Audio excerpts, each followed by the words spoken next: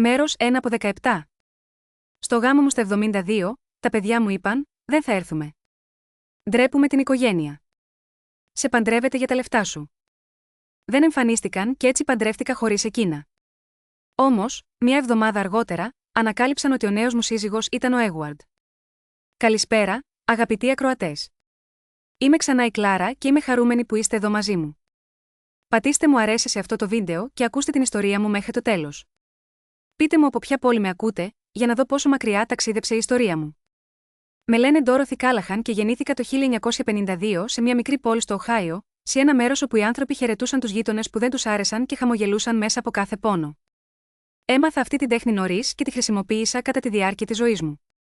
Για 41 χρόνια ήμουν παντρεμένη με τον Τζέραλντ Κάλαχαν. Έναν καλό και ήσυχο άντρα, που έφερνε καφέ χωρίς να χρειάζεται να του το ζητήσω και που επιδιόρθωνε τα σκαλοπάτια της βεράντας πριν καν το καταλάβω. Μαζί μεγαλώσαμε 2 παιδιά, τον Ρίτσαρντ και την Πατρίσια. Τους στείλαμε στο κολέγιο, χορέψαμε στους γάμους τους και κρατήσαμε τα μωρά τους. Αλλά το ανοιξιάτικο πρωινό του 2018, ο Τζέραλντ κάθισε μετά το πρωινό και απλώς δεν ξανασηκώθηκε.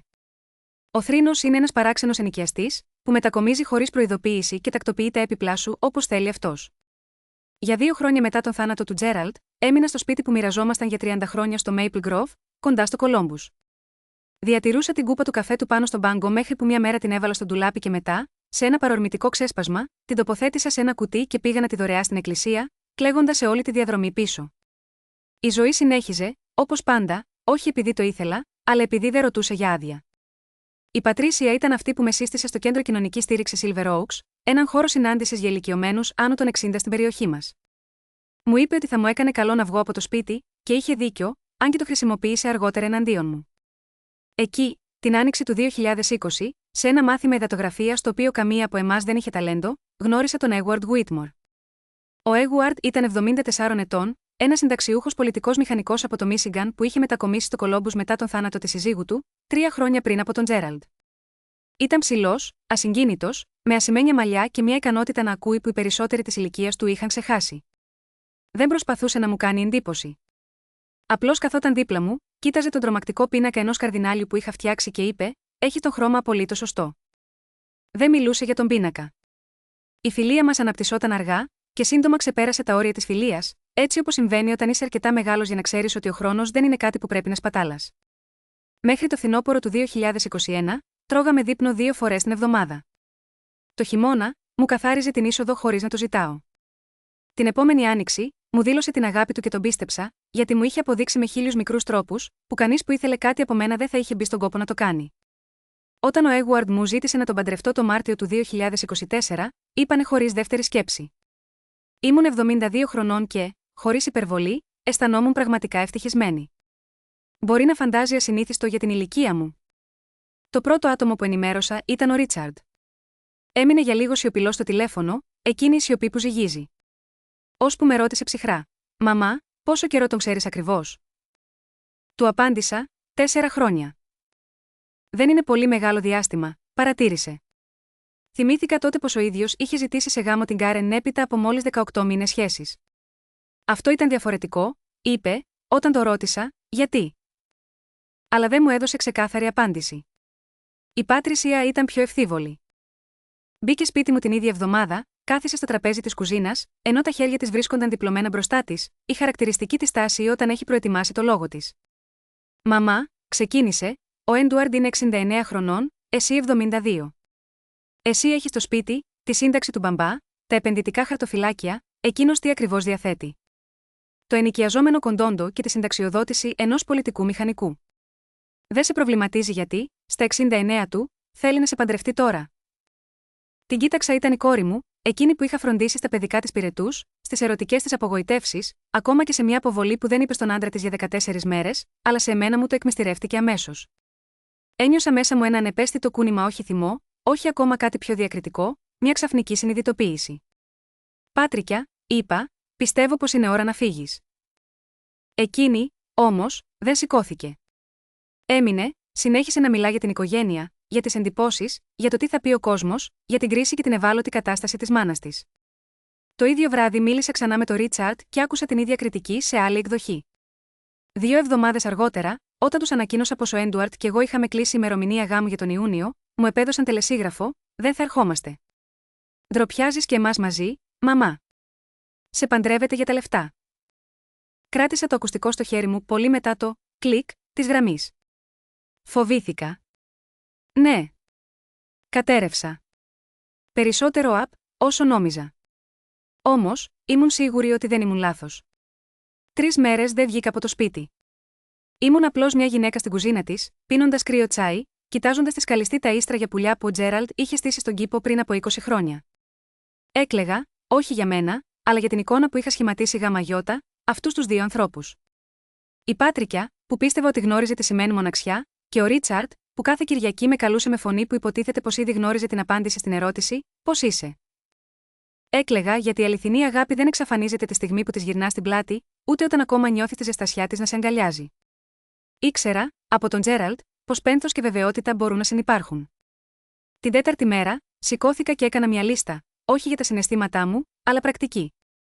Κάθισα στο τραπέζι της τραπεζαρίας, μπροστά μου το κίτρινο μπλοκάκι που συνήθιζε να χρησιμοποιεί ο Τζέραλντ για τις σημειώσεις του, και άρχισα να αποτυπώνω τα πάντα. Το σπίτι στην Bearwood Lane, εκτιμόμενης αξίας περίπου $380,000, τη σύνταξη του Τζέραλντ, που εξακολουθούσα να εισπράττω κάθε μήνα, τον κοινό λογαριασμό επενδύσεων, που είχε αυξηθεί με τον καιρό περισσότερο από όμικρον με τόνο ότι φανταζόμασταν ποτέ, ένα μικρό ποσό στο λογαριασμό ταμιευτηρίου, και την ασφάλεια ζωής του Τζέραλντ, που είχε ήδη τακτοποιηθεί.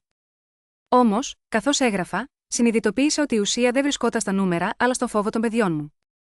Τι ήταν αυτό που πραγματικά έτρεμαν πως μπορεί να χάσουν. Η Κάρεν, η νύφη μου είχε κάνει 2 φορές δίθεν αθώες ερωτήσεις για το αν είχα διαθήκη και αν ήταν ενημερωμένη. Ο άντρας της Πατρίσιας, ο Ντέιβ, είχε αφήσει πέρυσι τα Χριστούγεννα ένα σχόλιο για την κληρονομική διαχείριση που μου έμεινε στο μυαλό. Τότε τα έβαλα στο σιρτάρι, πράγματα που δεν έβγαζαν νόημα. Τώρα, όμως, όλα είχαν ξαφνικά νόημα. Έκανα ένα τηλεφώνημα στη δικηγόρο μας, την Έλεν μας, που συνεργαζόμασταν με τον Τζέραλντ από τις αρχές της δεκαετίας του 90.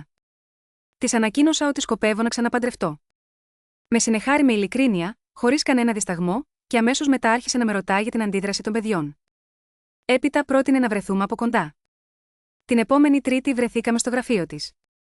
Οδήγησα εγώ, κάτι που τα παιδιά πρόσφατα άρχισαν να αμφισβητούν: τις ικανότητές μου στην οδήγηση, την ανεξαρτησία μου, τις αποφάσεις μου. Η Έλεν ήταν ξεκάθαρη. Μπορούσαμε να συντάξουμε προγαμιαίο συμφωνητικό για να προστατέψουμε τα περιουσιακά μου στοιχεία και να εξασφαλίσουμε ότι, σε περίπτωση θανάτου μου, η περιουσία θα κατευθυνόταν όπως εγώ επιθυμούσα, χωρίς αξιώσεις από τον τη σύζυγο. Μου είπε πως αυτό είναι εντελώς συνηθισμένο σε δεύτερους γάμους σε όριμη ηλικία και πως ικανοποιούσε ακριβώς τις ανησυχίες των παιδιών μου. Ζήτησα να το ετοιμάσει. Το βράδυ, στο αγαπημένο μας ιταλικό εστιατόριο στη Fifth Street, όπου πάντα παραγγέλναμε τα ίδια πιάτα, το ανακοίνωσα στον Έντουαρντ. Άφησε το πυρούνι κάτω, με κοίταξε σταθερά και είπε: φυσικά, όμικρον με τόνο τι σε κάνει να νιώθεις άνετα, Ντόροθι. Δεν παντρεύομαι εσένα για ένα σπίτι. Υπέγραψε το συμφωνητικό χωρίς καμία αλλαγή την επόμενη εβδομάδα. Τότε κάτι μέσα μου σίγησε, όχι από ήττα, αλλά από επιβεβαίωση. Ένας άντρας που σε παντρεύεται για τα χρήματά σου δεν υπογράφει ένα τέτοιο χαρτί χωρίς καν να διαπραγματευτεί. Ένας άντρας που σε αγαπά, το κάνει γιατί καταλαβαίνει πως η ηρεμία σου είναι πιο πολύτιμη από κάθε νομικό πλεονέκτημα. Δεν έχω πει ακόμη τίποτα στο Ρίτσαρντ ή στην Πατρίσια για το προγαμιαίο συμφωνητικό. Έμαθα, ίσως αργά αλλά όχι υπερβολικά αργά, ότι ορισμένες πληροφορίες δεν πρέπει να κοινοποιούνται αμέσως. Μέρος 4 από 17. Κάποιες φορές κρατάς, κάποιες περιμένεις. Άρχισα να σκέφτομαι πιο προσεκτικά τι ήθελα στην πραγματικότητα, όχι μόνο για το γάμο, αλλά και για το μέλλον. Σκέφτηκα τη διαθήκη που είχαμε συζητήσει η Έλεν και εγώ, στην οποία ορίσαμε τον Ρίτσαρντ και την Πατρίτσια ως ίσους κληρονόμους, αλλά τώρα την εξέταζα ξανά. Όχι από εκδίκηση, διαβεβαίωσα τον εαυτό μου. Από σαφήνεια, από την αναγνώριση ότι οι άνθρωποι που θα λάβουν την περιουσία σου θα πρέπει να είναι αυτοί που σέβονται τη ζωή που διάλεξες να ζήσεις. Ήμουν 72 ετών. Είχα κερδίσει κάθε δολάριο και κάθε χρόνο, και για πρώτη φορά ίσως, άρχισα να σκέφτομαι τα πάντα με όρους δικούς μου. Ο γάμος προγραμματίστηκε για τις 14 Ιουνίου. Υπήρχε προγραμματισμός να γίνει, και ήμουν αποφασισμένος να τον κάνω. Ποτέ δεν είχα προγραμματίσει γάμο χωρίς τον Τζέραλντ. 30 χρόνια πριν, είχε σταθεί δίπλα μου ενώ επιλέγαμε λουλούδια και διαφωνούσαμε ελαφρά για το μενού της δεξίωσης. Στο τέλος, είχε υποχωρήσει σε όλα εκτός από το τραγούδι του πρώτου χορού, το οποίο έπρεπε να είναι του Σινάτρα, και το είχα συμφωνήσει χωρίς αντίρρηση. Η προετοιμασία αυτού του γάμου ήταν διαφορετική. Δεν υπήρχε κανείς δίπλα μου όπως παλιά. Αλλά υπήρχε ο Égουαρντ, ο οποίος τηλεφωνούσε κάθε πρωί στις 8 ακριβώς και ρωτούσε πάντα πώς μπορούσε να βοηθήσει.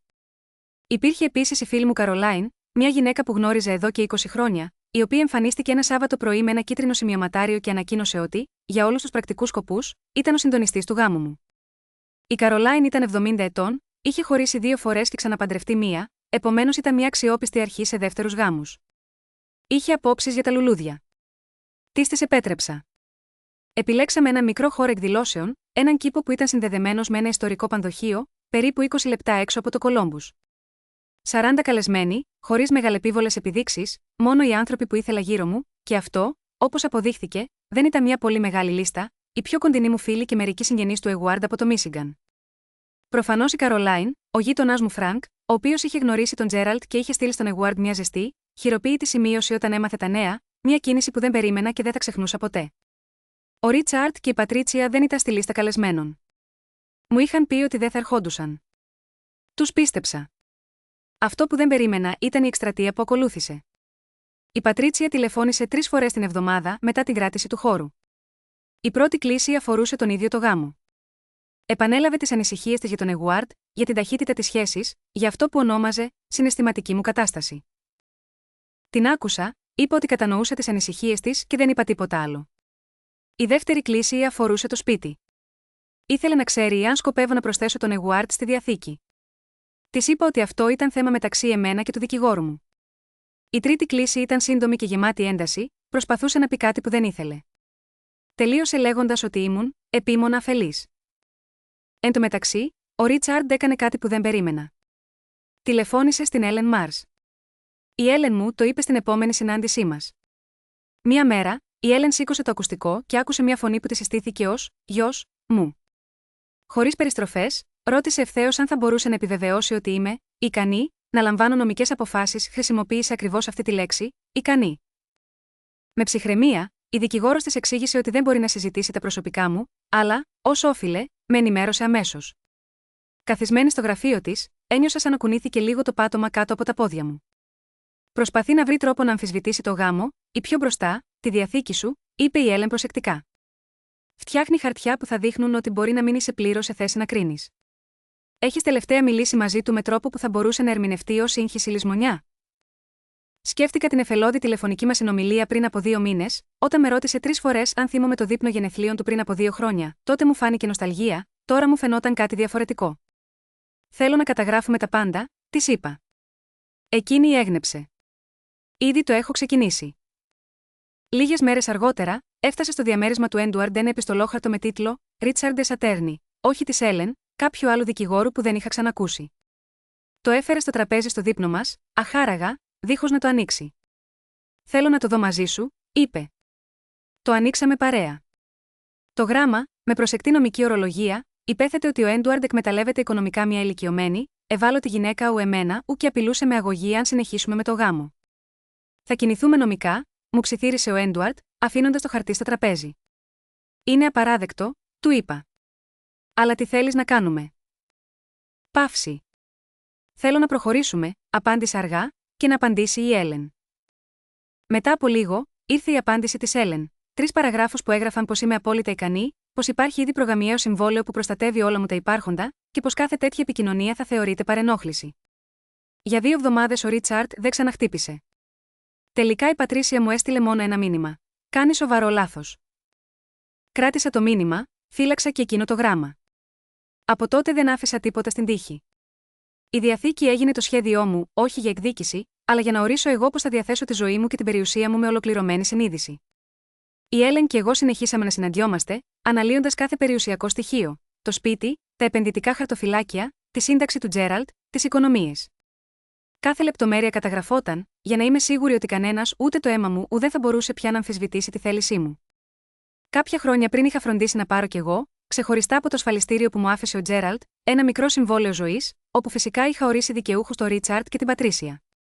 Όταν όμως έφτασε ο Μάιος του 2024, ακριβώς 1 μήνα πριν από το γάμο μου με τον Έντουαρντ, αναθεώρησα ξανά όλα μου τα σχέδια. Έγραψα νέο διαθήκη, φρόντισα τον Έντουαρντ με ένα σεμνό, αλλά ουσιαστικό μερίδιο δεν ήταν άνθρωπος που χρειαζόταν τα χρήματά μου, αλλά του τα όφυλα για όσα έκανε για μένα. Έφτιαξα επίσης έναν φιλανθρωπικό φορέα, προορισμένο να λάβει ένα αξιόλογο μέρος της περιουσίας μου, ώστε να υποστηρίξει το ίδρυμα φροντίδας που είχε σταθεί δίπλα στον Τζέραλτ στις τελευταίες του μέρες. Τέλος, μείωσα λίγο τα ποσοστά του Ρίτσαρντ και της Πατρίσια, δεν τους έκοψε εντελώς, απλώς δεν ήταν πια ίσα πρωτεύοντα. Δεν τους μίλησα αμέσως γαμαγιώτα, αυτές τις αλλαγές.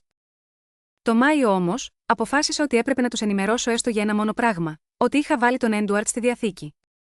Ζήτησα από την Ελένη συμβουλές για να το πω με τρόπο ακριβή, αλλά και στρατηγικά τοποθετημένο. Κατάλαβε αμέσως τι σήμαινε αυτό. Όμως, ο Ρίτσαρντ το έμαθε από την Κάρεν, που το είχε μάθει από την Πατρίσια, η οποία είχε ήδη συμβουλευτεί δικηγόρο. Έτσι όλα κύλησαν σαν χιονοστιβάδα. Ήταν ένα πρωί Τετάρτης. Ήμουν στον κήπο, κλαδεύοντας τρυφερά εκείνα τα τριαντάφυλλα που είχε φυτέψει ο Τζέραλτ την άνοιξη πριν πεθάνει. Το κινητό χτύπησε. Τον έβαλε στη διαθήκη. Η φωνή του Ρίτσαρντ ήταν παγερή. Δεν είναι η διαθήκη του πατέρα σου, Ρίτσαρντ. Είναι η δική μου. Είσαι τρελή, μου φώναξε. Δεν το ξέρει κανείς αυτός. Τον ξέρεις 4 χρόνια, καταλαβαίνεις πόσο εύκολα θα μπορούσες να τον χειραγωγήσεις. Τι θες να πεις με χειραγωγήσεις? Δεν ολοκλήρωσε τη φράση. Η λέξη ευπάθεια αιωρούνταν ανάμεσά μας.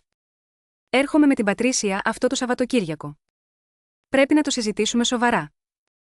Του απάντησα ότι μπορεί να έρθει, αλλά δεν υπήρχε τίποτα για συζήτηση. Το επόμενο πρωί ήρθαν. Ο Ρίτσαρντ με την Πατρίσια, και από πίσω τους η Κάρεν με τον Ντέιβ, φίλοι χρόνων, που είχα μοιραστεί γεύματα στο τραπέζι μου και είχα μεγαλώσει τα παιδιά τους δίπλα στα δικά μου. Στο πρόσωπό τους διάβαζα μια ελαφρά παρέμβαση, σαν να πέφτουν στο σαλόνι μου για να κάνουν έκτακτη συνάντηση. Η Κάρεν κρατούσε ένα μπισκότο καφέ γλυκό, ζεστό, αλλά ταυτόχρονα ύποπτα διπλωματικό. Δεν ήξερα μετέφερε πραγματική καλοσύνη ή ήταν κάτι αμήλικτα τακτικό. Η Πατρίσια πήρε το λόγο αμέσως, οργανωμένη, ψύχρεμη. Μίλησε για την ηλικία μου, για την απομόνωση μετά τον θάνατο του Τζέραλτ, για την ταχύτητα της σχέσης μου με τον Έντουαρτ, για τα οικονομικά κίνητρα, για τη διαθήκη, ακόμα και για τον ίδιο το γάμο. Και όσο μιλούσε, ένιωθα πως με περιέγραφε σαν υπόθεση, σαν φάκελο υπό έλεγχο, κάθε λέξη της ήταν μελετημένη, σωστά τοποθετημένη, σαν να έχτιζε ένα επιχείρημα εναντίον μου. Δεν υπήρχε κακία στη φωνή της, και αυτό ήταν το χειρότερο. Μια παγερή ευγένεια που όξινε το τραπέζι πάνω στο οποίο καθόμασταν. Όταν εκείνη σταμάτησε να μιλάει, τη διέκοψα ψύχραιμα. Η Έλεν μας κατέχει όλα τα έγγραφα, τη συμφωνία πριν το γάμο, τους οικονομικούς λογαριασμούς του Έντουαρτ που προσκόμισε οικειοθελώς, τη σύνταξή του, τα περιουσιακά του στοιχεία και το πιστοποιητικό ποινικού μητρώου. Πιστοποιητικό ποινικού μητρώου, αναφώνησε ο Ρίτσαρντ με έκπληξη. Είμαι 72 χρονών. Όχι 17, απάντησα. Τον εξέτασα. Δεν έχει χρέη, ποινικό παρελθόν ή εκκρεμείς αγωγές. Ήταν παντρεμένος 38 χρόνια με μια γυναίκα ονόματι Ρουθ. Τα 2 παιδιά του στο Μίσιγκαν μιλούν με πλήρη σεβασμό γαμαγιώτα, αυτόν κι εγώ τα έχω γνωρίσει και τα 2. Εσείς? Η αίθουσα βυθίστηκε σε απόλυτη σιωπή. Ο Ντέιβ άρχισε να ψελίζει κάτι για προστασία της οικογενειακής κληρονομιάς, αλλά σηκώθηκα όρθια ου κάτι που σπάνια κάνω στο μέσο μιας συνομιλίας. Αυτό το σπίτι, αυτή η οικογένεια, αυτή η κληρονομιά, είπαμε σταθερή φωνή, τα έχτισα μαζί με τον πατέρα σας, και εγώ αποφασίζω τι θα γίνει από εδώ και πέρα. Αρκετά για σήμερα. Έφυγαν χωρίς να ανταλλάξουμε θερμούς λόγους. Στην πόρτα, ο Ρίτσαρντ χαμήλωσε τη φωνή του. Θα το μετανιώσεις αυτό. Δεν ακούστηκε σαν απειλή, αλλά σαν υπόσχεση. Κλείδωσα την πόρτα και στάθηκα στην είσοδο για αρκετή ώρα. Τα χέρια μου έτρεμαν ελάχιστα, αλλά η καρδιά μου χτυπούσε μπροστά, και αυτό αρκούσε. Αφού άδειασε το σπίτι, πήρα τηλέφωνο την Κάρολιν και της εξιστόρισα τα γεγονότα. «Μπράβο», μου είπε. «Τώρα πήγαινε και ξάπλωσε». Και έτσι κι έκανα. 4 μέρες μόνο για μένα. Μεγάλες βόλτες, γαλήνια πρωινά, και ένα μυθιστόρημα που περίμενε έναν χρόνο να ξεκινήσω. Την Πέμπτη ο Έντουαρτ κουβάλισε το βραδινό και καθίσαμε στη βεράντα, ανταλλάσσοντας ελάχιστες λέξεις, και ακριβώς έτσι έπρεπε να γίνει. Ο γάμος ήταν σε 3 εβδομάδες όταν χτύπησε το τηλέφωνο. Ήταν η Πάτριτσια, ένα απόγευμα στην πεωνία που διάλεγα γλαστράκια, λεβάνταζε τα τραπέζια της δεξίωσης. Η φωνή της ήταν απαλή πια, χωρίς την αιχμηρότητα της πρόσφατης σύγκρουσης. Της είπα, «Μαμά», και εκείνη ξεκίνησε. «Έχω σκεφτεί πολύ και ήρθα να ζητήσω συγγνώμη. Έκανα λάθος στον τρόπο που χειρίστηκα τα πράγματα. Ήμασταν τρομαγμένοι για σένα και αντιδράσαμε λάθος. Σίγμα, αγαπάμε και θέλουμε να είμαστε κοντά σου. Και θέλουμε να έρθουμε στο γάμο». Ένιωσα το στήθος μου να συσπάται στη θέα της λεβάντας και του δεντρολίβανου που με περιέβαλαν. Ο παλιός μου μητρικός εαυτός φώναζε, «Πες της ναι», όμως είχα μάθει να ακούω όχι μόνο τα λόγια, αλλά και την άλλο τους, το πότε και το γιατί. «Γιατί τώρα?» «Χαίρομαι που νιώθεις έτσι», της απάντησα. «Θα το σκεφτώ και θα σε πάρω πίσω». Και εκεί, Ανάμεσα στην αχνή ευωδιά της λεβάντας, ήξερα πως ήρθε η στιγμή να σκεφτώ με την ψυχραιμία που της είχα στερήσει. Την ώρα που σήκωσα ξανά το ακουστικό, η μητέρα μου με διέκοψε βιαστικά. Να το μέρος της δεξίωσης. Θα σε ξαναπάρω. Εντάξει, είπα και έκλεισα. Μετά επέστρεψα στην παραγγελία της λεβάντας, την επέλεξα, την πλήρωσα, τη φόρτωσα στο αμάξι. Γυρίζοντας στο σπίτι, έβαλα το νερό να ζεσταθεί, κάθισα στην κουζίνα με το τηλέφωνο με την οθόνη στραμμένη προς τα κάτω και άφησα το μυαλό μου να σκεφτεί. Πρόσκληση, ένιωθα πως ήταν δώρο, αλλά τα δώρα δεν είναι πάντα τιμαλφή, μερικές φορές είναι άλλοι δούροι ή ήπιοι. Αν η Πάτρισια και ο Ρίτσαρντ έμπαιναν ξανά στο γάμο μας, τι θα έφερνα μαζί τους? Ποιες κουβέντες θα ξεκινούσα με τους συγγενείς του Έντουαρτ? Τι σχόλια θα έκανε η Κάρεν και σε ποιον? Ποιο καινούριο πρόβλημα θα βρει το δρόμο του σε κάποιο δικαστικό συμβόλαιο? Δεν τηλεφώνησα πίσω. Αντί γαμαγιώτα, αυτό, έβαλα μπρος το αυτοκίνητο και πήγα στο σπίτι της Καρολάιν. Η Καρολάιν διαθέτει ένα μικρό πίσω μπαλκόν με πέργολα, την έφτιαξε η ίδια, κομμάτι-κομμάτι, και φτιάχνει το πιο δροσερό τσάι με αληθινά φύλλα, όχι σκόνη. Καθίσαμε στο ξύλινο τραπέζι, και είπα όλη την ιστορία. Το τηλεφώνημα, τη χαμηλή φωνή, τις συγγνώμες και την ενόχληση που ένιωσα και μετά κράτησα απόσταση. Η Καρολάιν με άκουγε ψύχραιμα, χωρίς να με διακόπτει. Όταν τελείωσα, κούνησε το κεφάλι της. Δωρούθη, πιστεύει σιγματάφ, αλήθεια πως αισθάνεται λύπη? Τη ρώτησε ειλικρινά και απάντησα, όχι λύπη. Φοβήθηκε. Κατάλαβε ότι δεν παίζω και δοκιμάζει άλλη τακτική. Και τι θες εσύ? Με έβαλε στη μέση. Τι ήθελα? Να μην επιβάλλω τιμωρία, ούτε να ανοίξω πόλεμο, μα ούτε να στηθώ μπροστά σε μια ψεύτικη ειρήνη, μια παράσταση οικογενειακής αρμονίας που όλοι ξέρουν πως είναι σκηνοθετημένη. Θέλω ο γάμος μου να είναι ο γάμος μου. Όχι πεδίο διαπραγμάτευσης. Η Καρολάιν ύψωσε το ποτήρι, τότε να γίνει όπως το θες. Και εκείνη την περίοδο ανακάλυψα, χάρη σε μια παράσχετη συνομιλία της φίλης μου Ελένης με την νεαρή αλληλογραφία της, Τζέσι, πως υπήρχαν δίκτυα ενηλίκων που πασχίζουν να βρουν ισορροπία σε συγκρούσεις γύρω από δεύτερους γάμους και κληρονομικές αποφάσεις.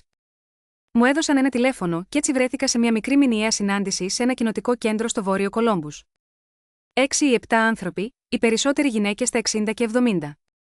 Εκεί δεν συνάντησα λύπηση ή αφορισμούς, αλλά αναγνώριση, γυναίκες με παραλλαγές της ίδιας ιστορίας, παιδιά που μέχρι να εμφανιστεί η κληρονομιά ήταν τρυφερά, σύντροφοι που στιγματίζονταν σαν να διέπραταν έγκλημα γιατί ήρθαν δεύτεροι. Η μοναξιά του να σε βλέπουν σαν κεφάλαιο που πρέπει να το διαχειριστούν. Στη δεύτερη συνάντηση λύγησα. Μια ηλικιωμένη, η Μπάρμπαρα, 78 χρονών και ξυπνή σαν σφαίρα, που είχε περάσει από προσπάθεια κηδαιμονίας από τον ίδιο της το γιο, έβαλε το χέρι της πάνω στο δικό μου και ψιθύρισε: Δεν είσαι τρελή, ούτε αφελής. Απλώς δεν ήταν τόσο καλή όσο περίμενες. Κρατούσα αυτή τη φράση σαν λίο βότσαλο στην τσάντα μου, φως όταν το βάρος της όλης ιστορίας γινόταν αφόρητο. Την Πέμπτη, η Πάτρισια ξανακάλεσε. Δεν απάντησα, έστειλα μήνυμα. Το σκέφτομαι. Θα μιλήσουμε πριν από το γάμο. Δεν είπα, ναι, δεν είπα, όχι, δεν έδωσα κανένα διαχειρίσιμο στοιχείο. Και μετά, 9 μέρες πριν τα Στέφανα, ήρθαν ξαφνικά, Κυριακή πρωί, χωρίς να προαναγγείλουν τίποτα. Ήταν ένα ήρεμο, συνηθισμένο κυριακάτικο πρωινό όταν βρισκόμουν στην κουζίνα, ανακατεύοντας τη βρώμη. Ξαφνικά χτύπησε το κουδούνι. Κοιτάζω από το παράθυρο και βλέπω στο δρόμο το αυτοκίνητο του Ρίτσαρντ και, δίπλα, εκείνο της Πατρίσια. Πάγωσα για μια στιγμή στην πόρτα. Έβγαλα μια βαθιά ανάσα. Σκέφτηκα να μην απαντήσω. Ύστερα θυμήθηκα τι είδους γυναίκα ήθελα να είμαι. Σκέφτηκα να μην κρύβομαι στην ίδια μου την κουζίνα από τα δικά μου παιδιά. Άνοιξα. Ο Ρίτσαρντ κρατούσε μια ανθοδέσμιου λουλούδια από ανθοπολείο, τυλιγμένα με προσοχή σε χαρτί, δεν ήταν ούτε τυχαία, ούτε σούπερ μάρκετ. Η Πατρίσια έφερε ένα κουτί από το φούρνο της γειτονιάς. Σοκολατένια κρουασάν, ακόμα ζεστά, είπε με δισταγμό. Η Καρέν και ο Ντέιβ δεν ήταν μαζί τους, μόνο εκείνοι οι δύο, τα παιδιά μου, στην πόρτα μου με λουλούδια και ζεστές λιχουδιές, γεμάτη επιφυλάξεις. Έπρεπε να έχουμε τηλεφωνήσει, είπε ο Ρίτσαρντ. Ξέρω, απάντησε η Πατρίσια, αλλά φοβόμουν πως δεν θα άνοιγες. Τους κάλεσα μέσα. Έφτιαξα καφέ και καθίσαμε στο ίδιο τραπέζι όπου πριν μήνες η Πατρίσια είχε φέρει το πρώτο της σοβαρό επιχείρημα. Για 20 λεπτά συζητήσαμε για οτιδήποτε άλλο. Για το μικρό του Ρίτσαρντ που θα ξεκινούσε λύκειο τον Σεπτέμβριο, για τον κήπο της Πατρίσια που άνθησε παρά τα παγωνιά, για τις ασήμαντες κουβέντες που κάποτε μοιραζόμασταν αβίαστα τα κυριακάτικα απογεύματα, πριν από κάθε μνημόνευμα και υποψία καυγά. Και σίγμα, αυτές τις στιγμές ένιωσα μια γλυκόπικρη νοσταλγία, την πολύ συγκεκριμένη λύπη του να θυμάσαι ότι κάποτε γνώριζες κάποιον ολόκληρο. Ο Ρίτσαρντ άφησε το φλιτζάνι του και έγειρε προς το μέρος μου. «Μαμά», είπε σιγά, «δεν ήρθαμε για να τσακωθούμε. Θέλουμε να το διορθώσουμε. Θέλουμε να έρθουμε στο γάμο σου. Γύρισε στην Πατρίσια, που του χαμογέλασε θετικά. Αλλά πρέπει να ξέρουμε ότι έχει σκεφτεί όλα τα ενδεχόμενα. Καλά, καλά.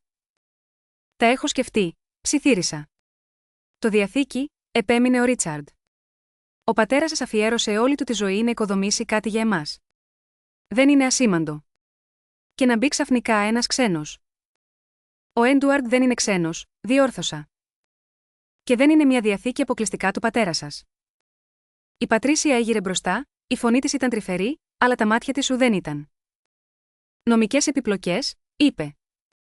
Αν συμβεί κάτι σε σένα, αν ο Έντουαρντ ή εμείς αμφισβητήσουμε ομικρόν με τον ότι έχεις γράψει, μπορεί να τραβήξει χρόνια. Να γίνει άσχημο. Σου ζητάμε μόνο να προστατεύσει τον εαυτό σου. Σαν να με πρόσεχαν, σαν η μόνη μου φροντίδα να ήταν δική τους. Τότε άκουσα την Πατρίσια να μου λέει: Ντόροθι, αντί για μαμά, για πρώτη φορά και το κατέγραψα. Η προγαμιαία συμφωνία έχει υπογραφεί, απάντησα. Η Χέλεν έχει τη διαθήκη. Όλα είναι εντάξει. Ο Ρίτσαρντ γύρισε σιγά το φλιτζάν στο τραπέζι. Θα σκεφτόσουν, μήπως, να αναβάλεις το γάμο για 6 μήνες. Να πάρεις και μια δεύτερη γνώμη. Πρότεινε σταδιακά, σαν να κρατούσε στα χέρια του ένα εύθραυστο ποτήρι. Η ιστορία της Πατρίτσιας ήταν μία από αυτές τις στιγμές που οι λέξεις σου στέκονται απλώς στα χείλη και δεν καταφέρνεις να τις πεις. Καθόταν σε ένα δωμάτιο γεμάτο από έναν αιώνιο θόρυβο, τον ήχο του ψυγείου, την ησυχία που πάλευε με τις μικρές καθημερινές αναταραχές του κόσμου. Αναρωτήθηκε αν έπρεπε να αφαιθεί να συμβεί αυτό το μέλλον που της προορίζανε οι άλλοι. Μαμά, θες να δεις ειδικό για την ψυχική σου κατάσταση, ρώτησε γύρω από τον καφέ της, αψηφώντας την ηρεμία του χώρου. Η Πατρίτσια χαμήλωσε το φλιτζάνι της, επαναλαμβάνοντας εσωτερικά τη λέξη ειδικός, σαν να μην την πίστευε. Η σιωπή που ακολούθησε ήταν καταθλιπτική και η Πατρίτσια τον καμβά τη σκέψη της γεμάτη ερωτήσεις. Γιατί έπρεπε να αποδείξει ότι ήταν ικανή να πάρει αποφάσεις για τη ζωή της. Δεν λέμε ότι δεν είσαι, άρχισε η Πατρίτσια.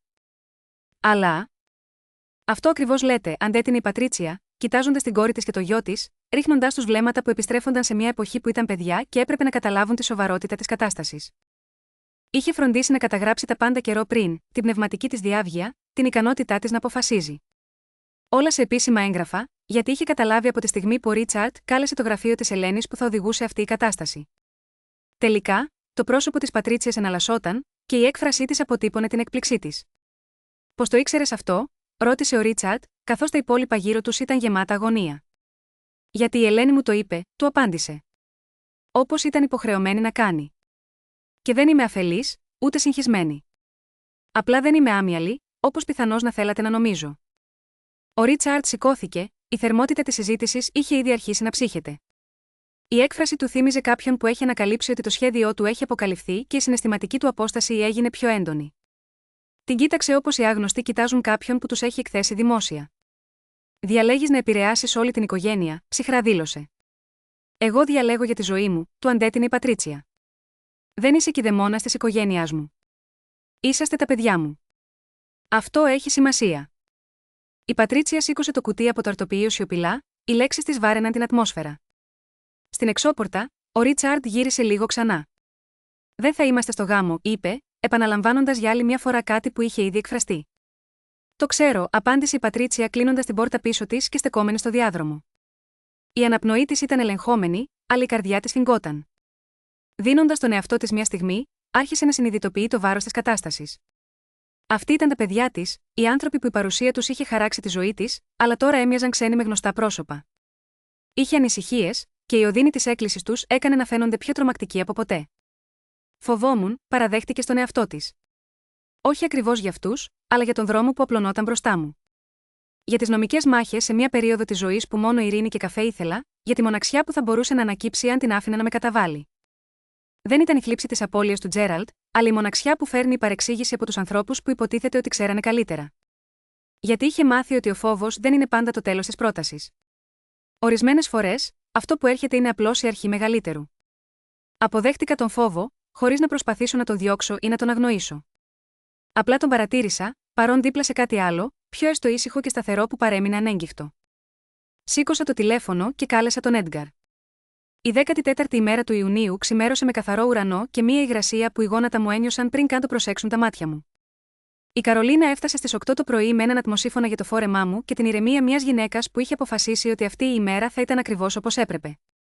Και όντως, έτσι θα ήταν. Ρύθμισε το γιακά μου έδωσε ένα ποτήρι νερό που δεν είχα σκεφτεί να γεμίσω, και είπε με φωνή που δεν δέχονταν αντιρρήσεις: «Φαίνεσαι υπέροχη». Της πίστεψα. Το πανδοχείο βρισκόταν 20 λεπτά έξω από το Κολόμπους, σε μια κομμόπολη όπου το τοπίο άνοιγε και τα δέντρα προστάτευαν τα κτίρια από τα παρκαρισμένα αυτοκίνητα. Ο κήπος ήταν στρωμένος με 40 λευκές καρέκλες, λεβάντα σε κάθε τραπέζι και μια πέργολα μπροστά τυλιγμένη με αναρριχητικές τριανταφυλλιές, που η ιδιοκτήτρια του πανδοχείου, μια γυναίκα ονόματι Τζάνετ, είχε φροντίσει για 15 χρόνια. Η Τζάνετ είχε προσθέσει μια λεπτομέρεια που δεν είχα ζητήσει: μικρά γυάλινα κεριά κατά μήκος του λιθόστρωτου μονοπατιού, που δεν είχαν ανάψει κάτω από το πρωινό φως, αλλά το απορροφούσαν ούτως ή άλλως. Κοιτώντας το, σκέφτηκα ότι ήταν ακριβώς αυτό που θα είχα διαλέξει αν μου είχαν επιτρέψει να επιλέξω μόνο μικρομετόνο τι ήταν πραγματικό. Ο Έντγκαρ έφτασε πριν από μένα. Βρισκόταν στην άκρη του κήπου όταν το αυτοκίνητό μου σταμάτησε, φοράγοντας ένα σκούρο κοστούμι και την έκφραση ενός ανθρώπου που περίμενε κάτι καλό για πολύ καιρό και επιτέλους είχε σταματήσει να εκπλήσεται από αυτό. Όταν με είδε μέσα από το παράθυρο, κάτι στο πρόσωπό του άλλαξε ελαφρώς. Το παρατήρησα και το κράτησα μαζί μου στην ημέρα που ακολουθούσε. Αυτό που θέλω να μοιραστώ μαζί σας συνέβη λίγο πριν την τελετή. Ίσως μία ώρα νωρίτερα, ήμουν στο μικρό δωμάτιο που μου είχαν δώσει να ντυθώ στο πίσω μέρος του πανδοχείου, όταν η Καρολίνα ήρθε να μου πει ότι ο Ρίτσαρντ και η Πατρίσια ήταν έξω. Όχι μέσα, έξω στο πάρκινγκ, μέσα στο αυτοκίνητο του Ρίτσαρντ. Τους είχε δει όταν πήγε να φέρει τα κεντήματα λεβάντας από το πορτμπαγκάζ της. Είδε το αυτοκίνητο για λίγο πριν έρθει να μου το πει. «Δεν μπήκαν μέσα», είπε η Καρολίνα, παρατηρώντας προσεκτικά το πρόσωπό μου. «Απλώς κάθονται εκεί». Σκέφτηκα τι σήμαινε η παρουσία τους και τι σήμαινε το ότι δεν μπήκαν, καθώς και τι σήμαινε στρατηγικά το αυτοκίνητο στο πάρκινγκ. Μήπως περίμενα να δουν αν θα λυγίσω? Μήπως ελπίζανε να τους προσκαλέσω? Ή μήπως ήταν απλώς αδύνατο να φύγουν και να μπουν, εγκλωβισμένοι στην πόρτα μιας απόφασης που είχαν πάρει και δεν μπορούσαν να αλλάξουν? Ένιωσα ξαφνικά μια ροή συναισθημάτων που δεν ήταν ακριβώς λύπηση, ούτε ακριβώς θλίψη, κάπου ανάμεσα σε αυτά, χωρίς καλό όνομα. Ζήτησα από την Καρολίνα να τους προσκαλέσει μέσα. Με κοίταξε με την έκφραση μιας γυναίκας που με γνώριζε εδώ και 20 χρόνια και επέλεξε να μην πει όλα όσα σκεφτόταν. «Ντόροθι, θέλω να το δουν», είπα. Όχι για να κοροϊδέψουν, αλλά για να καταλάβουν πόσο πραγματικό είναι, πόσο όμορφο και ότι εγώ είμαι μια χαρά. Έτσι, εκείνη πήγε και εκείνοι ήρθαν. Μπήκαν από το πίσω διάδρομο του πανδοχείου. Ο Ρίτσαρντ φορώντας ένα σακάκι που μάλλον δεν είχε σκοπό να φορέσει σήμερα, και η Πάτρισια με ρούχα, όμικρον με τόνο, τι καταλάβαινα για άλλη περίσταση, όχι νηφικά, αλλά παρακολούθηση. Στάθηκαν στην πόρτα, με κοίταξαν, νηφικό, χτένισμα, το μπουκέτο μου να περιμένει στα τραπέζι δίπλα, και ένα βλέμμα που διέκρινα αμέσως, δεν ήταν χαρά ή λύπη για μένα. Ήταν θρήνος. Για κάτι που είχαν αποφασίσει από πριν ότι είχε χαθεί. «Ήρθατε», είπα. «Δεν θα μείνουμε», απάντησε ο Ρίτσαρντ. «Δεν πρόκειται, μαμά. Χρειαζόμαστε να σε ακούσουμε άλλη μια φορά, σε παρακαλώ, πριν το κάνεις». «Σίγμα, ακούω», είπα. Και εκείνη τη στιγμή, κάτι ξέσπασε. Πίεση του πρωινού, ο ετοιμασμένος χρόνος, το συναίσθημα πως πια δεν υπήρχε άλλη αναβολή, ήταν σαν να διέλυσε την τελευταία μάσκα τους. Ο Ρίτσαρντ άρχισε να μιλά για το σπίτι, για νούμερα λογαριασμών, για το επενδυτικό χαρτοφυλάκιο με ακρίβεια δολαρίου, πράγματα που δεν θα ήξερε αν δεν είχε λάβει έγγραφα που δεν του ανήκαν. Μιλούσε για το μερίδιό μας, για τις προθέσεις του μπαμπά, για την κληρονομιά. Έκανε ένα λάθος, το διόρθωσε αμέσως, σίγουρα είχε ελέγξει ξανά τους αριθμούς. Έμοιαζε να έχει προετοιμάσει αυτό το επιχείρημα, επιμένοντας και όμως παταλώντας απελπισμένα τον χρόνο του για να βρει ευκαιρία.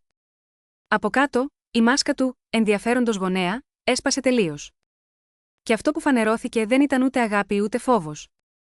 Ήταν απογραφή. Η Πάτρισια μιλούσε λιγότερο, αλλά επιβεβαίωσε τα πάντα. Μου είπε για συζητήσεις με το δικηγόρο του Ντέιβ, όχι με τη Χέλεν, για τους νόμους περί μερίδας συζύγου στο Οχάιο, για τα ποσοστά που μπορεί να διεκδικήσει κάποιος, για το αν ο Έντουαρτ θα είχε δικαίωμα να υποβάλει ένσταση μετά το θάνατό μου. Έφερε ποσοστά, επικαλέστηκε άρθρο νόμου. Έψαχνε μήνες, συστηματικά, σαν να ετοίμαζε κάτι που επρόκειτο να χρησιμοποιήσει. Τους κοίταξα και αναρωτήθηκα πότε ξεκίνησε όλο αυτό. Πρόσφατα. Την ημέρα που ο Έντουαρτ εμφανίστηκε στο γάμο. Ή ήταν πάντα εκεί, κοιμισμένο, περιμένοντας τις κατάλληλες συνθήκες. Θυμήθηκα τις κλήσεις της Κυριακής, τα γιορτινά γεύματα, τις στιγμές που πίστευα με όλη μου την καρδιά πως με αγαπούσαν μόνο επειδή ήμουν η μητέρα τους. Μήπως και εκείνα ήταν αθώα? Ή μύριζαν πια απογραφή, καθώς οι αριθμοί μεγαλώναν και γίνονταν σημαντικοί? Δεν θα μάθω ποτέ με βεβαιότητα. Και συμφιλιώθηκα με την άγνοια. Ετοιμάζεται νομική υπόθεση, είπα. Προστατευόμασταν, είπε ο Ρίτσαρντ. Από τι? Ρώτησα. Δεν είμαι νεκρή. Μαμά, εσύ έχεις αντιμετωπίσει τη ζωή μου σαν πρόβλημα που πρέπει να διορθωθεί. Η φωνή μου ήταν τόσο ήρεμη που ακόμα κι εγώ ευνηδιάστηκα, όχι γιατί προσποιούμουν, αλλά γιατί για πρώτη φορά ένιωθα ότι είχα φτάσει σίγμα, εκείνο το σημείο που η αβεβαιότητα λύνεται οριστικά. Κοίταξα την Έλεν, την οποία είχατε στείλει να αμφισβητήσει την ικανότητά μου, μετά στράφηκα στο Ρίτσαρντ, που προσέλαβε δικηγόρο για να στείλει απειλητικές επιστολές στον αραβωνιαστικό μου, και τέλος την Πάτρικια, που μελετούσε διαθήκες και κληρονομικούς νόμους για μια στιγμή που θα έλεγε κάποτε αντίο. Και όλα αυτά, εσείς που με φωνάζατε, μαμά, εσείς που αφήνατε στο κατόφλι μου φρέσκα λουλούδια και ζεστές σοκολατόπιτες, όλα αυτά πίσω από τα χαμόγελα και την ευγένεια. Η Πάτρικια είχε πια κοκκινήσει, της φώναξα καθαρά. Ο πατέρας σας, κύριε Ρίτσαρντ, άφησε τη διαθήκη του σε εμένα, στη σύζυγό του, όχι σε εσάς. Και όμικρον με τόνο τι επιλέξω να κάνω με την περιουσία μου, με τη ζωή μου και τις αποφάσεις μου, είναι αποκλειστικά δικό μου δικαίωμα. Εσείς δεν έχετε κανένα νομικό έρισμα όσο ζω. Σε αυτούς τους μήνες έχετε δείξει ξεκάθαρα τι πιστεύετε ότι σας ανήκει. Ο Ρίτσαρντ με κοίταξε ένα βλέμμα που ίσως έκρυβε μίσος, ίσως αδιέξοδο, ίσως τον τρόμο της συνειδητοποίησης ότι είχε διαβάσει λάθος όλη τη σχέση μας.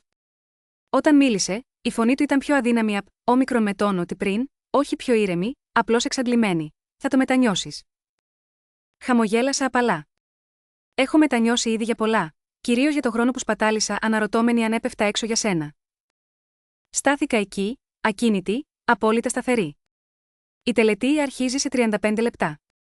Μπορείτε να μείνετε ή μπορείτε να φύγετε. Και τα δύο είναι αποδεκτά, αλλά η συζήτηση τελείωσε. Έφυγαν. Τους άκουσα να ανάβουν τη μηχανή στο πάρκινγκ, το αυτοκίνητο να κατεβαίνει τη χαλή και στρωμένη λωρίδα, να περνάει ταφ, ανοιγμένα τριαντάφυλλα, να χάνεται πίσω από την πύλη. Ο ήχος του μακραινόταν μέχρι που έσβησε.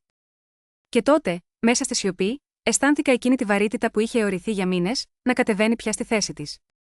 Η Κάρολη με πλησίασε, μου παρέδωσε την ανθοδέσμη μου, λευκά τριαντάφυλλα και λεβάντα, και μου ίσιοσε για μια τελευταία φορά το πέτο του φορέματος. Περπάτησα προς τον κήπο. Ο Έντουαρντ με περίμενε κάτω από το ψιδωτό πέργολα. Όταν εμφανίστηκα στην πίσω πλευρά του κήπου, 40 άνθρωποι σηκώθηκαν όρθιοι, κάτι που δεν το είχα καν φανταστεί. Ήταν εκεί η Κάρολη με το γαλάζιο φόρεμα, ο Φρανκ από το διπλανό σπίτι, που είχε γνωρίσει τον Τζέραλτ και στάθηκε με το καπέλο στο στήθος, οι γυναίκες από την ομάδα στήριξής μου, με την Μπάρμπαρα να σκουπίζει δάκρυα, η κόρη του Έντουαρντ, η Κλέρ, και ο γιος του, ο Μάικλ, που ήρθε από το Μίσιγκαν και με έκανε πάντα να νιώθω σαν στο σπίτι μου. Μου είχε δεχτεί να προετοιμαστώ για την απουσία των παιδιών μου, δεν είχα προβλέψει όμως την παρουσία όλων αυτών των ανθρώπων, που επέλεξαν να βρεθούν εδώ σήμερα. Η διαδρομή ως την πέργολα ήταν στρωμένη με βότσαλο και μικρά φαναράκια που είχε τοποθετήσει η Τζάνετ, σε κάθε τραπεζάκι μύριζε λεβάντα, και οι τριανταφυλλιές στην πέργολα είχαν ανοίξει τα πέταλά τους, απαλά, στο πρωινό φως. Βήμα με βήμα προχωρούσα στο μονοπάτι του κήπου, όχι επειδή με κόπωναν τα πόδια μου, αλλά επειδή ήθελα να νιώσω την κάθε ανάσα του πρωινού, την αίσθηση της γης κάτω από τα παπούτσια μου, το βάρος του χρόνου που μας είχε φέρει ως εδώ. Στον επιστή θες κληρικό Ρόμπερτ, συνταξιούχο πλέον, αλλά με το χάρισμα να λέει τις αλήθειες με τέτοια απλότητα, είχαμε συναντηθεί 2 φορές πριν από το γάμο. Ο ίδιος καθόταν ακίνητος, σχεδόν σιωπηλός, ακούγοντας εμάς τους δύο, χωρίς διάθεση να απαντήσει, μα για να καταλάβει που στοχεύαμε. Και όταν έφτασε η στιγμή κάτω από το ανοιχτό πέργολα, οι λέξεις του ήρθαν καθαρές, λιτές, ανυπόκριτα αληθινές. Εμείς είχαμε γράψει μόνοι μας τους όρκους μας, ιδέα που στα 32 μου δεν θα τολμούσα, μα στα 72 μου φάνταζε η μόνη επιλογή με νόημα. Θυμάμαι πως ο Έντουαρντ παραδέχτηκε με ειλικρίνεια πως δεν περίμενε ποτέ ότι θα ζήσει ξανά την ελπίδα, είχε καταλήξει σε μια στρωτή, ήσυχη ζωή, πειθαρχημένη στο αρκεί και τίποτε παραπάνω. Μέχρι που εγώ μπήκα τυχαία σε ένα μάθημα υδατοχρώματος και κατέστρεψα ακούσια τον πίνακά του. Ήταν η καλύτερη ανατροπή στα χρόνια μου, είπε. Μάζεψε μάλιστα και φιλότιμα τη ζωγραφιά μου με τον κόκκινο καρδινάλιο και τη χαρακτήρισε πολύ καλή. Το γέλιο μας εκείνη τη στιγμή ξέσπασε αβίαστα, εκείνο το γέλιο που αντυχεί μόνο όταν χαίρεσαι χωρίς να προσπαθείς να πείσεις κανέναν. Στο δικό μας, σίγμα, αγαπώ, πρόσθεσα ότι άργησα να μάθω πως ο έρωτας σε αυτή την ηλικία δεν είναι απλή συμφωνία με τη φθορά, δεν είναι παραχώρηση, αλλά άρνηση να δεχτείς ότι ο μικρομετόνο τι απέμεινε απ' τη ζωή θα, ναι μόνο μια στεγνή συντήρηση. Και πως ο Έντουαρντ, με τις αθόρυβες, σταθερές του πράξεις, μου έδειξε τι σημαίνει άνθρωπος με αρχές όταν κανείς δεν το βλέπει. Αντάλλαξα τα δαχτυλίδια μαζί του, ο Ρόμπερτ διάβασε τις ευχές, και έτσι, ήμασταν επισήμως παντρεμένοι. Η δεξίωση ξεκίνησε στον κήπο και έπειτα συνέχισε μέσα στο ζεστό σαλόνι. Καθώς η μέρα άρχισε να δροσίζει, ο γιος του Έντουαρντ, ο Μάικλ, σήκωσε το ποτήρι του σε ένα εφάνταστο και ειλικρινές τόστ, αποκάλυψε πως ο πατέρας του με είχε αναφέρει σίγμα, έναν τηλεφωνικό πρόλογο πριν καν από το δεύτερο ραντεβού μας. Ο Έντουαρντ το αρνήθηκε, αλλά ο Μάικλ έβγαλε επίκαιρο μήνυμα στο κινητό, και όλοι ξέσπασαν σε δυνατά χειροκροτήματα. Η Καρόλιν, που μου στάθηκε όσο εγώ πάλευα με το θάνατο του Τζέραλτ και τα μαύρα χρόνια μετά, είπε λόγια που μόνο εκείνη είχε το δικαίωμα, μα συγκίνησε τόσο, ώστε 3 άνθρωποι ξέσπασαν σε δάκρυα. Χορέψαμε με τον Έντουαρντ έναν αργό σκοπό, φόρο τιμή στο Σινάτρα, δικό μου αίτημα για να θυμηθούμε τον Τζέραλτ, και εκείνο το δέχτηκε δίχως δεύτερη σκέψη, η ένδειξη δισταγμού. Εκείνο το απλό, ναι, του είπε τα πάντα για το ποιο είναι Σιγματάφ, αλήθεια. Τις μέρες που ακολούθησαν, έκλεισε και νομικός μας αγώνας μη, έναν τρόπο οριστικό σαν πόρτα που σφραγίζεται απ' έξω.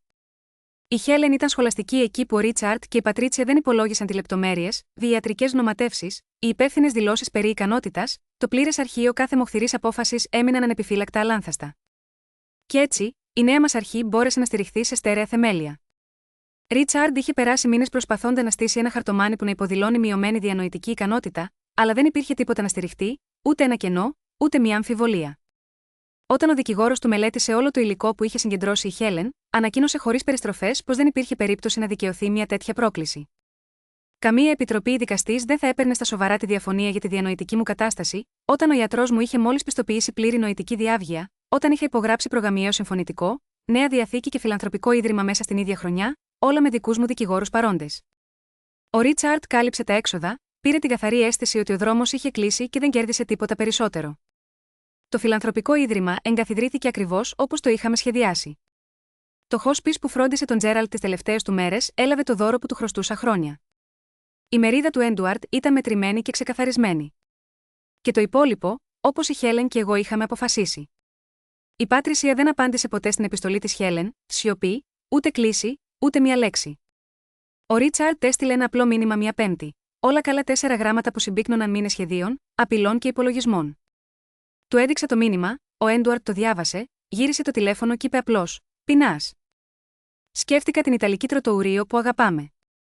Καθίσαμε στο συνηθισμένο μας τραπέζι, παραγγείλαμε τα ίδια πιάτα, και σερβιτόρος έφερε το ψωμί προτού καν ζητήσουμε. Ο Έντουαρντ διηγήθηκε ένα μικρό, αστείο περιστατικό από το κέντρο κοινότητας και εγώ τον άκουγα, ενώ έξω στον Κολόμβο η ζωή κυλούσε όπως πάντα. Μέσα, όμως, ήταν ζεστά, δεν χρειαζόταν άλλη συζήτηση. Επιστρέψαμε στο σπίτι της Birchwood Lane. Κάθισα στη βεράντα, ατενίζοντας τον ταΐστρα των πουλιών του Τζέραλτ, που στεκόταν εκεί χρόνια. 2 σπουργίτια βολεύτηκαν στο αγαπημένο τους κλαδί της φιλήρας, χωρίς θέατρο, απλά βρήκαν τη γωνιά τους και έμειναν ήσυχα. Ο Έντουαρντ ήρθε με 2 φλιτζάνια τσάι, άφησε το ένα δίπλα μου και εγκαταστάθηκε στην καρέκλα δίπλα. Σιωπή για ώρα, γιατί όλα όσα έπρεπε να γίνουν, είχαν ολοκληρωθεί, όσα έπρεπε να χτιστούν, στέριωσαν, και τώρα ήμουν εδώ, μέσα σίγμα, αυτό που έφτιαξα, δίπλα σε έναν άνθρωπο το οποίου κάθε λέξη είχε βαρύτητα. Ήμουν 72, παντρεμένη, με μια ζωή ήσυχη και στέρεη. Δεν έκαψα τίποτα, απλώς έκτισα κάτι ασυζητητή. Και το έζησα χωρίς δεύτερη σκέψη. Ο πρώτος χρόνος του γάμου μας ήταν ο πιο γαλήνιος, ο πιο ικανοποιητικός της ενήλικης ζωής μου. Ζούσαμε στο σπίτι της Birchwood Lane, και αυτό ήταν αρκετό. 6 μήνες μετά το γάμο μας, ο Έντουαρντ κράτησε το διαμέρισμά του χωρίς καμιά τυμπανοκρουσία και το παράτησε όταν συνειδητοποίησε πως δεν είχα καθόλου υπερβάλει.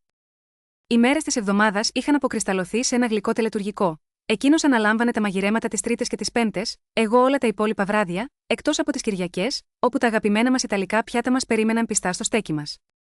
Ο Έντουαρντ δεν επιδίωκε να δείξει πόσο πρόθυμος ήταν να βοηθήσει, απλώς έφτιαχνε τα σκαλοπάτια της βεράντας που είχαν φθαρεί, λες κι ήταν απλώς ένα πρόβλημα που έπρεπε να λυθεί. Τα ταξίδια μας υπήρξαν φιδωλά, μα γεμάτα νόημα. Τον Σεπτέμβριο οδηγήσαμε μέχρι το Μίσιγκαν για να δούμε το καινούριο σπίτι του Μάικλ, όπου γνώρισα τα 2 του παιδιά, μια κορούλα 6 ετών και ένα αγοράκι 4, που για μια στιγμή με κοίταξαν με ειλικρινές ενδιαφέρον. Παιδιά σίγμα, αυτή την ηλικία δείχνουν ενδιαφέρον μόνο αν τους φαίνεσαι λίγο περίεργος, και εγώ το θεώρησα κοπλιμέντο. Το Μάρτιο βρεθήκαμε στη Τζάρλεστον, όπου τα ανοιξιάτικα άνθη χόρευαν πάνω στα φράχτη της πόλης και περπατούσαμε ώρες, όσο δεν εγκρίνει η ανιψιά μου, χωρίς να μετανιώνω ούτε βήμα. Συνέχισα να πηγαίνω στην ομάδα στήριξης, όχι πια από ανάγκη, μα επειδή έρχονταν νέα μέλη που την είχαν ανάγκη, και γιατί είχα δεθεί με την Μπάρμπαρα. Στον πρώτο χρόνο από την ημέρα του γάμου μου με πήρε τηλέφωνο για να ρωτήσει: «Πώς είσαι?» με φωνή που ήθελε Σιγματάφ, αλήθεια να μάθει την απάντηση. Τόσο απλό, και όμως συγκινητικό. Η Κάρολιν μαγείρευε στο οικογενειακό τραπέζι μία φορά το μήνα, όπου ο Έντουαρντ καθόταν με την ίδια άνεση που καθόταν στη ζωή του, χωρίς τριβές, χωρίς φιγούρες, ως άνθρωπος που έχει αποφασίσει ποιος είναι. Και ο Ρίτσαρντ με την Κάριν χώρισαν την άνοιξη μετά το γάμο, οι ρογμές υπήρχαν πολύ πριν και οι δικαστικές διαμάχες για την κληρονομιά απλώς τις άνοιξαν πιο βαθιά. Ο Ρίτσαρντ μάζεψε ομικρον με τόνο, τι λίγα χρήματα του είχαν μείνει και πήγε σε μικρό διαμέρισμα μόνος του. Οι Πάτρις και ο Ντέιβ δεν χώρισαν, αλλά κάτι ανάμεσά τους είχε πια σκληρύνει, δε εκείνη πέρασε μήνες κολλημένη πάνω σε μια κληρονομιά που είχε κλείσει νομικά, χάνοντας φίλους καθ' οδόν. Μιλήσαμε μια φορά το Δεκέμβριο, τη ρώτησα αν έκανε το σωστό, και μου είπε πως δεν ήταν σίγουρη. Εγώ είπα το ίδιο. Έμεινε εκεί, σε μια δύσκολη συγκατάβαση ότι εξακολουθούσαμε να συνδεόμαστε χωρίς να ξέρουμε πώς. Στο μεταξύ, φυτέψαμε μαζί μια αναρριχόμενη κίτρινη τριανταφυλλιά δίπλα στο πουλίστικο ταΐστρα του Τζέραλτ στην αυλή. Την είχα παραγγείλει τον Οκτώβριο μυστικά, και όταν ήρθε, την κοίταξε για μια στιγμή μακρά, κι ύστερα με κοίταξε εμένα, χωρίς να πει τίποτα. Εκείνο το τίποτα μιλούσε πιο δυνατά από κάθε λέξη. Βρισκόμασταν λοιπόν, εγώ στα 72 και εκείνη στα 75, ζώντας μια ήσυχη, ασήμαντη και όμως απόλυτα ευτυχισμένη καθημερινότητα. Δεν είναι και αυτό αρκετό? Δεν είναι μήπως το ίδιο το νόημα της ζωής? Έμαθα πως η γαλήνη στα βαθιά γυρατιά δεν τροπιάζει κανέναν, πως ο φόβος των παιδιών σου μήπως χάσουν την κληρονομιά δεν ταυτίζεται με την αγάπη, όσο ζεστά κι αν είναι τα κρουασάν που σου φέρνουν στο κατόφλι. Και συνειδητοποίησα ακόμα πως το να προστατεύεις τα δικαιώματά σου με νομικά μέσα δεν είναι μιζέρια ή κινησμός, αλλά σοφία που κερδίζεται μέσα από τις δύσκολες εμπειρίες. Σκέψου, αν κάποιος σε είχε μεταχειριστεί όπως με μεταχειρίστηκαν τα δικά μου παιδιά, θα είχες εσύ το θάρρος να πεις ναι, παρά τις δυσκολίες? Πες μου τη γνώμη σου στα σχόλια. Μοιράσου αυτή την ιστορία με όποιον πιστεύεις ότι πρέπει να την ακούσει. Και από καρδιάς, ευχαριστώ που με ακούσατε.